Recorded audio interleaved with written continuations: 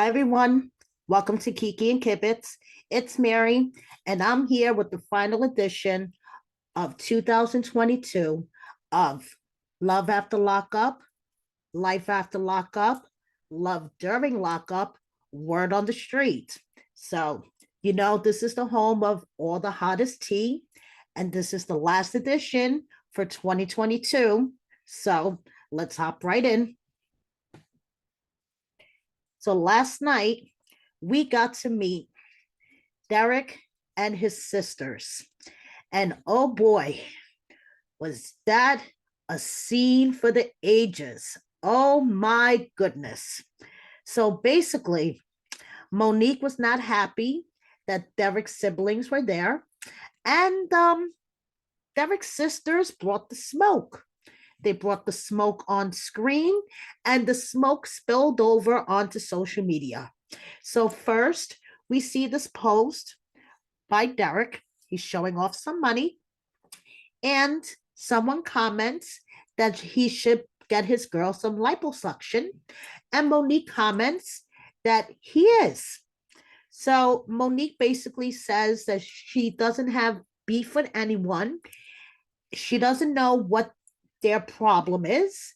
They are acting like they want to be his girlfriend or something, referring to the sisters. Then Elizabeth, the more vocal sister, let's say, out of the two, posted a picture of her brother. And at one point, she says that her brother has been in jail for 9 years and needs a woman. And let's get him a woman. So someone asks if Monique and her brother are still together. And she basically says that he spent all her money and now she is broke in Chicago. And someone asks, why does she post him then? And Elizabeth says, because she's delusional.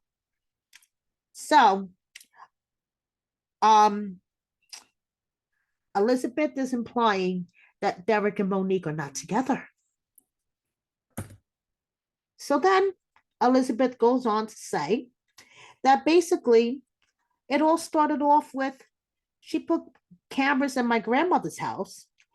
And don't you seem that was a little off to you?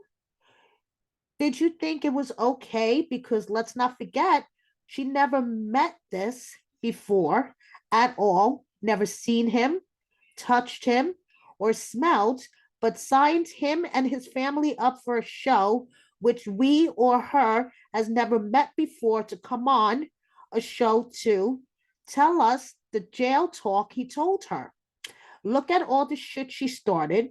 She literally has me going back and forth with us guys because her grown ass wanna buy a boy toy.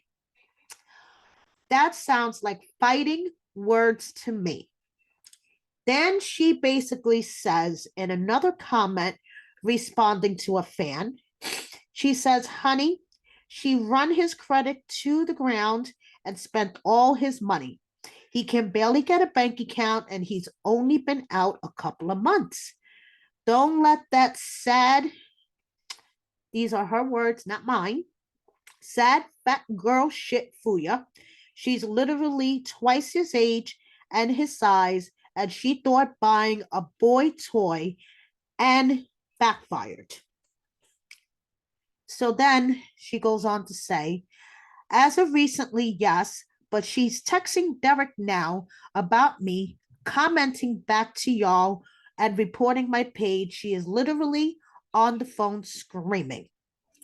Then Elizabeth goes on to say they are together. They never broke up, but as of recently, she's been in Chicago, broken sad. He spent all her money and she ran his credit to the ground. Sounds like lots of drama, lots of dirt, and lots of name calling coming out of Elizabeth's mouth. Not cool. Stank attitude, not cool. Then Monique replies, America hates to see a confident, beautiful, plus size woman. I'm sorry, a fan replies to Monique, America hates to see a confident, beautiful, plus-size woman. Keep on talking, sis. I see on your story you're a Leo child. These people don't know you have half of the confidence we have. So then Monique replies, I can never be broke, sweetie. His sister's mad because they're eating his ass up online. I wouldn't be posting a man on this page if we ate together. I couldn't post him until he was released from prison on TV. This is in response to someone asking her if her and Derick are still together because his sister Elizabeth says that they're not. Then Monique posts these pictures of her and Derick together. Hashtag finally free. We all we got. Then Monique posts this her story about how it's mostly women that are hateful towards BBWSs and saying that they're not worthy of love and it's always a man using them. But then Monique did something that I don't necessarily agree with, and I'm going to call her out on this. Two wrongs do not make a right.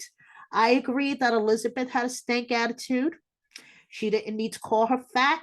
She didn't need to make fun of her and her physical appearance on TV.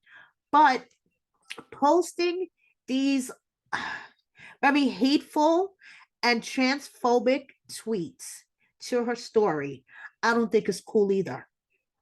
Two wrongs do not make a right. That's all I'm saying. And speaking of two wrongs that do not make a right, Elizabeth is trolling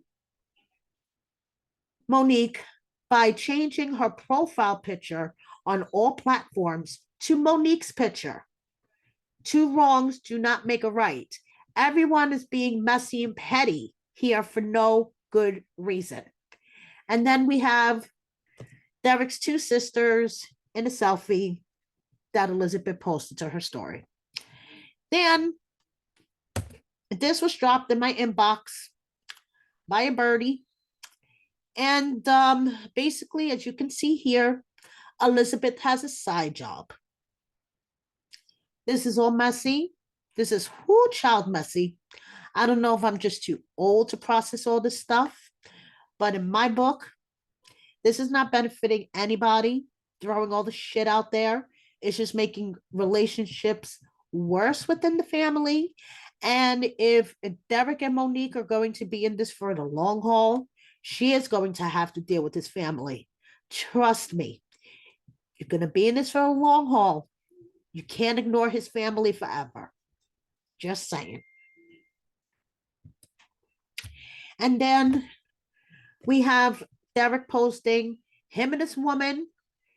He loves his queen, and it's the two of them riding into 2023 together. So we have two different stories here. Derick's sisters implying that they're not together, and Derick and Monique are posting like they are together. So drop me a comment and let me know what you think of this Hot Mess Express unfolding on the new season of Love After Lockup. And what are we on? Episode 3? So I'm moving on to another train wreck, Cameron and Aries. We got to meet Cameron last week when Aries went to go pick him up. And he's quite a character, as you can say. He's quite a character. So Aries decided to tie the knot. And in case you guys didn't buy them anything for their wedding registry, they still have some items left on their registry. And I'm going to give you guys another little flash on the Life After Lockup commercial that they're showing for Life After Lockup premiering in February. You know, the one with Lindsay and Taylor and Sarah and Sean. And they flash this and it kind of looks like Brittany and Ray. And if you look real quick, it kind of looks like Brittany and Ray. Well, guess what? It's Aris and Cameron. She posted a reel, happy birthday to my husband. And this little clip was in the reel. So I believe, in my non-professional, professional opinion, that Aris and Cameron will be one of the couples coming back on Life After Lockup. And speaking of Cameron, He considers himself the GOAT. And the two of them, they do make a good looking couple. You have to admit, when they're both dressed up, they do make a good looking couple. Now, Gabby's mom, Sharon, last night, she went through it. Her daughter told her she got married. She was not happy about that. And then her daughter handed her an envelope of papers. She looked at it and said, Gabby, you have issues. You have lots of issues you need to deal with. And a little birdie dropped this in my box. And I have to think that maybe this might be one of the issues that she had to deal with. And the issue that she was so happy that her lawyer beat her case. Little birdies dropped in my inbox about a TikTok that she did where she was talking about her attorney helping her beat her case. Was this the case that her attorney helped her beat? Are we going to find out more about this on the season? Who the heck knows? Who knows what was in that envelope? But one thing I do know, Sharon was not happy with her in that scene. And moving on to another couple that I really hope that they do help each other and not bring each other down because of their prior history. And check out wordonthestreetreality.com if you haven't already. Skyler and Nathan, they have colorful rap sheets, to say the least. So I kind of understand their families' reservations about them being together as it played out on this last episode. So check out the article, drop me a comment, and let me know what you think. And Nate is showing that he got his DOT physical recertification. So he's working, it seems, and they got a dog. So it seems like that they're forming their family and he's working or doing the right steps to get gainful employment, and hopefully things will work out with them. And speaking of another couple that is endearing themselves to Love After Lockup viewers, Michael and Justine. So we have Justine with her mom, that she is so grateful for her, for backing her up on even on the days that she didn't want to back her up. Her mom is always at her side. And we have Michael with his daughter Melody, and we got to see Michael reunite with his family on this past episode. And yes, I have to admit, even though this couple annoys me, I got a little teary-eyed. Yes, Mr. Montana Mills, you got me teary-eyed when you reunited with your family. When you were hugging your dad and your mom, yes, I cried. Okay? I'm not that cold-hearted. So yes, maybe they're starting to endear themselves to me. And sorry I'm sniffling, guys, but I am suffering from a horrible sinus infection and my head is killing me. So it was Bring Your Wife to Work Day. And of course, if your wife is as pretty as Justine, why wouldn't you bring her to work? And I would be smiling all the time if my wife is as pretty as Justine. Just saying, Mr. Montana Mills. And Jessica got what she wanted for Christmas and for her New Year. Her man Dustin is home. And I really hope for her sake that things work out, considering what she's sacrificing for this relationship. And we have Emily looking really, she looks pretty. That's all I have to say. Emily looks hot as fuck in this picture. And we have Brittany talking about hanging out in the nail salon and everyone wanting to talk about Love After Lockup. And my life is the complete opposite. I am like the only one in my real life besides one other person that watches Love After Lockup. I don't get it. I wish I had a nail salon full of people to talk to about Love After Lockup. And speaking of the season of Life After Lockup that is going to premiere in February, we have Sean and Sarah's adorable little girl, Adeline, who just celebrated her first birthday. And I'm sorry, she is the spitting image of Sean. Every time I see a picture of this adorable baby, I'm just like, oh my goodness, she is the spitting image of Sean. And we have Taylor and Chan celebrating Christmas with their family. And we have an important message from Taylor. And I really think that we need to put this out here on the last day of 2022 and go into 2023 with this mindset. Stop comparing yourself to others. That's right, Taylor. And I hope you listen to this as well. Wouldn't be word on the street without Mandy and Maurice news. And guys, hide your children, your wives, and your belongings. Maurice is back out on the streets. Somebody actually bailed his dumbass out. So he was bonded out. And since I cannot get a hold of the real Mandy for a statement, I wouldn't want to talk to the real Mandy for a statement about what's going on. I hit up the fake Mandy, and the fake Mandy posted this series of stories that I just had to share with you guys. Fucking hysterical.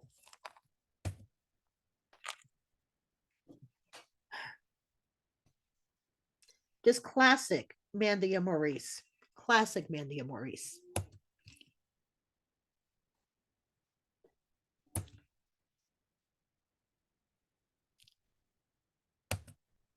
So, Mandy, I guess in an attempt to hide evidence, perhaps, at one point deactivated her Instagram. So, like, everything disappeared.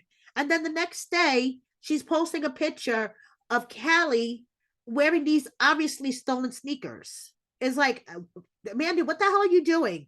And anyway, if the prosecutors need evidence, all they have to do is look on my channel, Tracy Trendy, I mean, a bunch of other content creators. We have evidence. So, Mandy, you can keep trying to take down your IG and put it back up and erase stuff and things like that. But the content, and if detectives want to hit me up, I'll hand over my videos. Not a problem.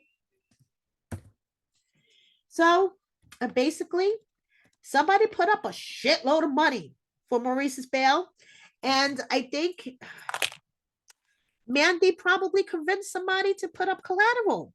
Some poor sucker has their house or their car or something, very valuable up the collateral for this dumb fuck.